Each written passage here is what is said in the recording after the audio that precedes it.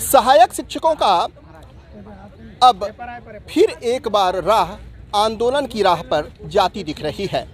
9 मार्च को ये उम्मीद थी कि जब मुख्यमंत्री का पिटारा खुलेगा तो सहायक शिक्षकों के उन वेतन विसंगति की मांगों पर जरूर सरकार की तरफ से कुछ न कुछ सौगात मिलेगी, लेकिन ऐसा कुछ नहीं हुआ। जिसके बाद 9 मार्च के बजट के बाद आज रविवार 13 मार्च को फेडरेशन के तमाम प्रतिनिधि रायपुर के कलेक्ट्रेट गार्डन में जुटे और तकरीबन 4 घंटे की मैराथन बैठक के बाद क्या कुछ निष्कर्ष निकला है, हम बात करते हैं प्रदेश अध्यक्ष मनीष मिश्रा जी से। क्या कुछ निर्णय है?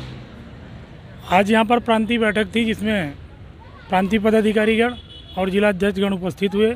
आज सर्वसम्मति से यह निर्णय लिया गया है कि हम लोग जो है 21 मार्च को एक ध्यानाकर्षण रैली के रूप में रायपुर बूढ़ा तालाब में सांकेतिक 1 दिवसीय रैली प्रदर्शन करेंगे, जिसमें उसके बाद हम लोग ज्ञापन देंगे माननीय मुख्यमंत्री के नाम कि वेतन विसंगति की जो समस्या है, आपने कई बार कहा, हमने आपसे कई बार मुलाकात भी किया, विभाग के द्वारा भी, आपके द्वारा भी, विभागीय मंत्रियों के द्वारा भी, लेकिन इस बजट में भी सहायक शिक्षकों को निश्चित तौर पर निराशा ही मिला है। हम उस ध्यानाकर्षण रैली के माध्यम से सरकार को यह बताने का प्रयास करेंगे कि सहायक शिक्षक जो है काफ़ी नाराज़ हैं और उनकी जब तक वेतन विसंगति की समस्या दूर नहीं हो जाती, ये तो सांकेतिक आंदोलन है, आने वाले समय में एक बड़ा आंदोलन होगा।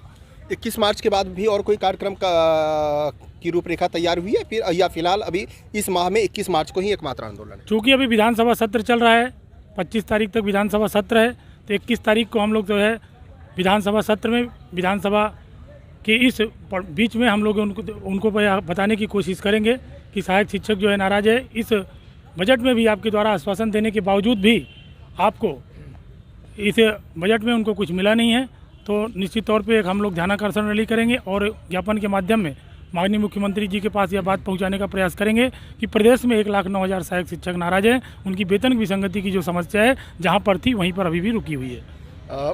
बसंत जी, क्या मान लिया जाए कि फिर से कोई चारा नज़र नहीं आ रहा है आंदोलन के अलावा और कोई दूसरा रास्ता फिलहाल मतलब बसता हुआ नज़र नहीं आ रहा है क्या?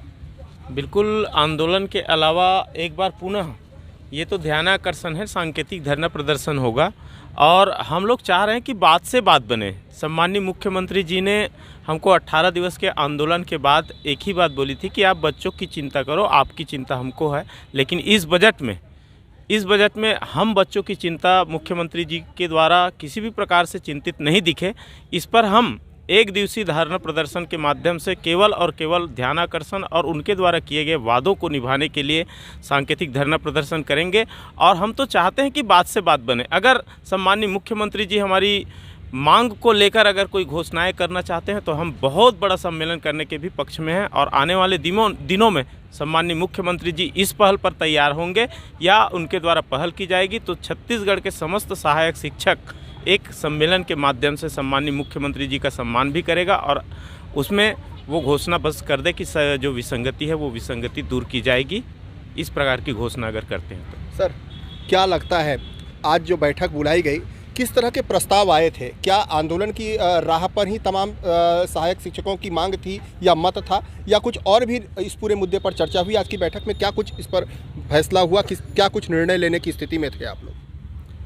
फेडरेशन हमेशा नियम से चलता है और सभी जिला अध्यक्षों, ब्लॉक अध्यक्षों और हमारे प्रदेश में जो पदाधिकारी हैं, इन सभी का निर्णय लेते हैं, अपन सब की राय लेते हैं। राय लेकर के सर्वसम्मति से जो बात निकल कर आती है उसको हम हमेशा लागू करते हैं। अभी भी हमने फेडरेशन एक क्रम से चलता आया है, आज भी क्रम से चलेगा। बजट के पूर्व हम शिक्षा मंत्री जी से मिले थे, माननीय आलोक शुक्ला सर से मिले थे, सचिव कमलप्रीत सर से मिले थे। सबसे हमने आग्रह किया था कि बजट में हमारी वेतन विसंगति को मांग को रखा जाए, इसको पूरा किया जाए, लेकिन इस बजट में हमको ऐसा कुछ भी नहीं दिखा। वेतन विसंगति के संबंध में कोई चर्चा भी नहीं हुई। मजबूरन फेडरेशन एक बार पुनः बैठक बुलाने के लिए मजबूर हुआ और इस बैठक में जो निर्णय आया सर्वसम्मति से सारे लोग इस बात के लिए सहमत थे कि हमारा जो 18 दिन का आंदोलन था, जिसमें हमको ये वादा किया गया था कि आपका इसी बजट में पूरा कर देंगे करके, उसके बारे में कुछ भी नहीं हुआ। तो मजबूरीवश हमको पुनः आंदोलन करना पड़ेगा। आप हमारे भीड़ से, हमारे लोगों से, हमारे शक्ति से सबसे परिचित हैं। अगर नहीं होता है इसके बावजूद तो हम फिर से दूसरे बड़े उग्र की ओर चले जाएंगे। सर, क्या लग रहा है, किस तरह की भीड़, कितने लोग इकट्ठा रहेंगे, क्या कुछ स्वरूप बना है आज की बैठक में जब 21 तारीख का आप लोगों का एक सांकेतिक प्रदर्शन होगा? छत्तीसगढ़ सहायक शिक्षक फेडरेशन हमेशा एकजुट और अपना शक्ति प्रदर्शन करके सरकार को हमेशा सोचने के लिए मजबूर किया है। और विगत 18 दिन का जो अनिश्चितकालीन ऐतिहासिक आंदोलन संपन्न हुआ, उसमें जब आंदोलन स्थगित होने से पूर्व हमारे प्रतिनिधिमंडल का माननीय मुख्यमंत्री महोदय जी से मुलाकात हुआ था, तो उस समय माननीय यशस्वी मुख्यमंत्री महोदय ने यही कहा था कि आप लोग अपने बच्चों की चिंता करिए और आप लोग हमारे बच्चे हैं, आप लोग की चिंता मैं करूं। तो इससे हमने आंदोलन को स्थगित रखा और इस बजट में सरकार की जो चौथे वर्ष की बजट थे, इसमें काफ़ी आशान्वित थे कि हमारी जो चिर परिचित मांग है, बहुप्रतीक्षित मांग, जिसके कारण हमने पूर्ववर्ती सरकार को परिवर्तन का रास्ता दिखाया, उसको ये सरकार पूरा करने वाला है। और हम आते ही इनके आने से हम हर वर्ष प्रतिनिधिमंडल साल में कम से कम 3 बार 4 बार मुलाकात के हर बार आश्वासन मिला कि आप लोग की वेतन विसंगति हम दूर करेंगे, लेकिन इस बजट में भी निराशा मिली।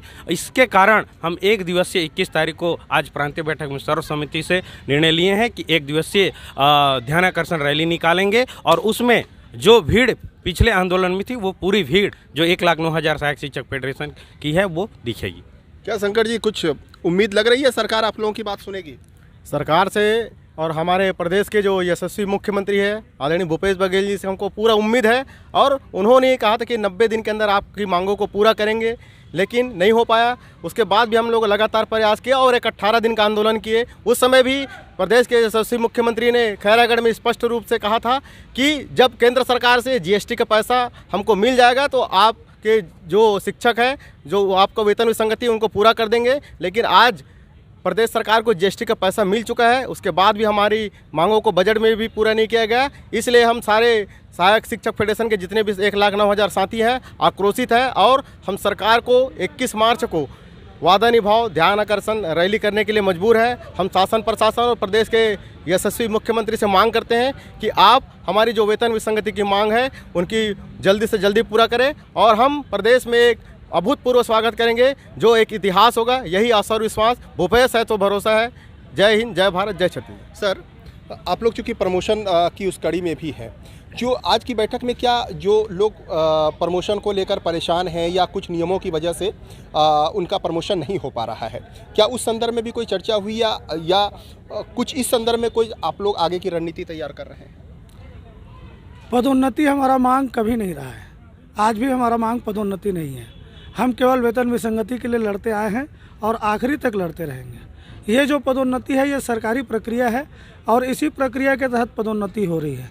अब चूँकि ऐसा भी बोला जा रहा है माननीय शिक्षा सचिव महोदय के द्वारा, आलोक शुक्ला सर के द्वारा, कि पदोन्नति के पश्चात अगले कुछ महीनों में जो बाकी बचे शिक्षक हैं उनका वेतन विसंगति अवश्य दूर किया जाएगा। तो पदोन्नति लेने के लिए हमने किसी को मना नहीं किया है। जहाँ कोई समस्या आ रही है हमारे जिलाध्यक्ष, हमारे पदाधिकारी जा कर के मिल रहे हैं। अगर मान लो कहीं नियम से नहीं हो रहा है, कुछ गलत हो रहा है, उसके लिए भी हम JD और DO सर से लगातार सतत संपर्क में हैं, लेकिन पदोन्नति के संबंध में यहाँ कोई चर्चा नहीं हुई। सर एक आखिरी सवाल, वेतन विसंगति को लेकर सरकार अभी तक स्पष्ट रूप से कुछ कह नहीं रही है। आप लोग भी लगातार 2 से 3 दौर की बैठक आला अधिकारियों से, प्रमुख सचिव के पास से की है।